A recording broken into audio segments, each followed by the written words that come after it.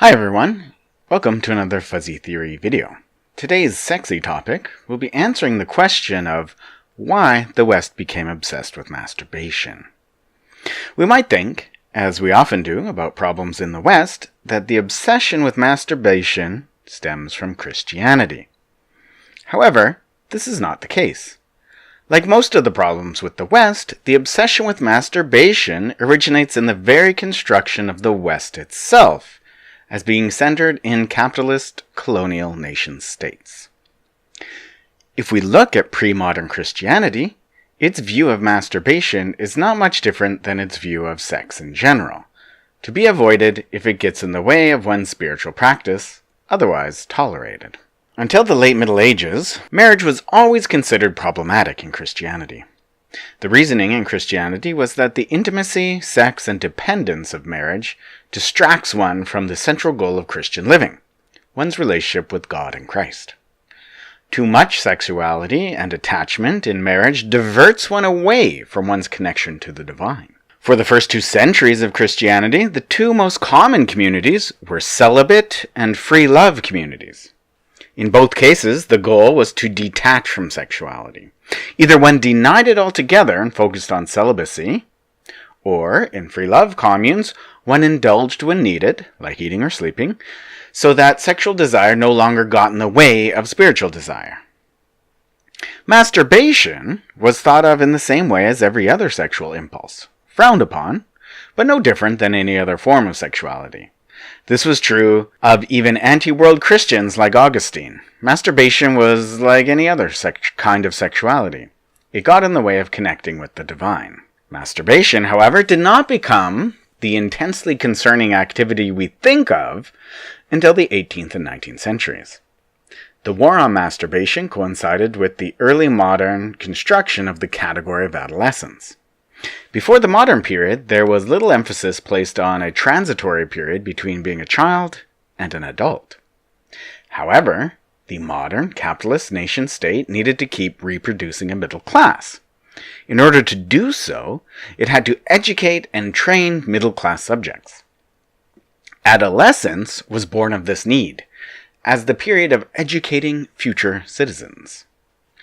However, adolescence always had within it a contradiction. For the early moderns, children's sexuality was both natural, but also contrary to nature. That is, adolescents were not supposed to have sexualities, but had them anyway. It was up to adults to figure out how to manage adolescent sexuality. As Michel Foucault says, parents, families, educators, doctors, and eventually psychologists would have to take charge in a continuous way of this precious and perilous, dangerous and endangered sexual potential. The obsession with masturbation, which became characterized as a war against masturbation, was the fundamental battleground for these processes for 2 centuries. What the war on masturbation accomplished was a mechanism by which the society and the state could enter into the private lives of its populace. The state wanted to understand and control the middle class in order to produce ideal citizens, but at a local level. It needed to know its citizens to shape them in certain ways. It needed a way to enter into the private sphere to do this, and masturbation was the most important tool for this. As Foucault colorfully says, the body of the child, under surveillance, surrounded in his cradle, his bed, or his room by an entire watch crew of parents, nurses, servants, educators, and doctors, all attentive to the least manifestations of his sex, has constituted, particularly since the 18th century, another local center of power knowledge. What Foucault is trying to illustrate is that power was not just the explicit state apparatus. It was a whole society that distributed power in very personal or local ways. Basically, every adult in the society was mobilized and inculcated with the desire to spy on every child for any aberrant behavior, especially but not limited to masturbation. Self-imposed, self-reporting surveillance was the product of the war on masturbation. To contextualize this more, the war on masturbation was a part of the broader struggle to control or produce a bourgeois or middle-class sexuality that could keep the capitalist nation-state going. It was also at this time that the nuclear family was born. We tend to think of this time period, especially the Victorian period, as one of repression. The idea is that sexuality was controlled or repressed by Victorians. Foucault makes an insightful shift of thought about this. For Foucault, the idea that the Victorians were repressed does not really match with the reality. In actual fact, Victorians were obsessed with sex, talking about it, making claims about it, creating whole scientific disciplines to catalog it, producing a bulk of titillating literature about it. For Foucault, the idea that sex is repressed has little importance. What's more important is what we do when we think sex is repressed. When we think sex is repressed, we want to free it. So, now, us late moderns spend an exorbitant amount of time trying to liberate ourselves from what we think is repression. But back during the time of the war on masturbation, everyone was obsessed with the desire to root out sexual deviancy. The main side effect of sexual repression, in relationship to the war on masturbation, was a whole populace dedicated to surveillance. With this surveillance came increased local moments of power. Doctors could now be authorities on families and inquire into deviancy. Teachers were on the lookout. Parents had to watch their children. Everyone was entitled to get in each other's business, for the sake of the children. All of these little local dramas that played out every day were moments where people could enact power. At a social level, what may have felt like repression was in actuality productive. Through this ever-watchful surveillance, a discourse grew about what was allowed, in which instances, and in what manner. The notion of taboo sexuality being more titillating is not Christian, actually. It's Victorian. In the end, though, the war on masturbation was a failure, in the sense that it rarely ever stopped people from masturbating. But in another way of thinking, it was a rousing success. The war on masturbation did two things. First, it created lines of penetration of knowledge and power into the everyday lives of the middle class. Second, it did not suppress anything, but in fact gave reality to all of the categories of deviancy and acceptability people were constructing. One has to believe something is real. One has to analytically accept it as identifiable to go looking for it. The war on masturbation was one of the primary ways that society disciplined itself into the various boxes it was creating out of thin air.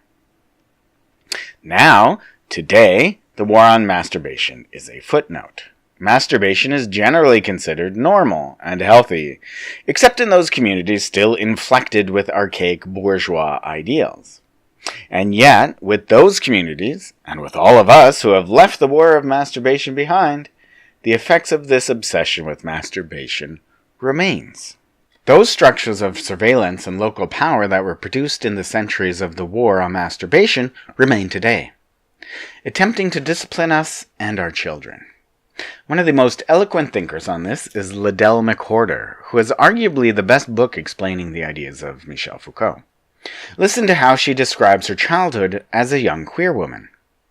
Quote, "For most of my life, I had been watched almost constantly for any signs of sexual deviance, which might include acts or expressions of desire, but might also include almost anything else, from the length of my stride to the pitch of my voice. This watching went on everywhere, all the time, and was performed by everyone, even strangers, many of whom did not hesitate to offer unsolicited comments. My peers were as conscientious in their observations as our superiors, who coached and encouraged them. At the same time, however, I knew that this ubiquitous network of surveillance was not the product of a conspiracy, nor was it aimed particularly at me. But under the right circumstances, the sex authorities would be notified, and there would be dire consequences." End quote. Even more interesting is the pleasure that comes from surveilling others. McWhorter describes a biology teacher who went out of her way to root out sexual deviancy in her students. Quote, "The woman was supposed to teach basic biology, but her enjoyment of that subject was very much exceeded by her enjoyment of human anatomy in its less common forms. She watched everyone for signs. She told stories in our class, particularly because she enjoyed watching me sweat in my seat out of fear, humiliation, and rage. But she watched us all. Nobody escaped her gaze." End quote. The psychology of this power explains a lot about why these lines of penetration continue, and why people end up continuing to do it even when subjected to it. We all have an understanding of this kind of daily social barrage that teenagers and even adults can still feel. While American television portrays adolescence as the best time of our lives, the reality is that to varying degrees, the constant surveillance, disciplining, and guardedness is traumatizing. This is especially true of queer people, gender non-conforming people, or even racialized people. McWhorter continues later in the text, quote, "I didn't surrender, I didn't confess, but after a few years of unremitting surveillance and subtle and not so subtle threats, you get tired." End quote. McWhorter then describes more than a decade of intervention that stripped her of dignity, self-determination, and self-worth, all using these 18th and 19th century techniques developed by the war of masturbation and related practices. While queers may face it worse, everyone is subject to these lines of penetration of power and pleasure, surveillance and sabotage. So in the end, we can answer the question, why is the West obsessed with masturbation, with a kind of sidestep. It is less that the West was obsessed with masturbation, though it was. Rather, the obsession with masturbation allowed a whole edifice of social relationships to develop that created our modern forms of social control. The war on masturbation, our obsession with masturbation, was one tool of many that allows the state and society to change us, to transform us, to discipline and police us, to conform to its power. The war on masturbation, while lost, shows us one of the set of techniques for how we are trained to be good girls and boys, and nothing else, and thus productive middle-class adults.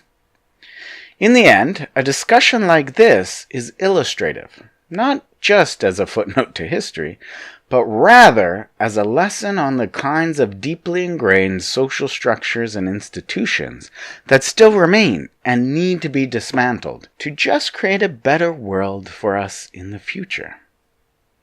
Thank you for watching. Like, subscribe, and leave a comment.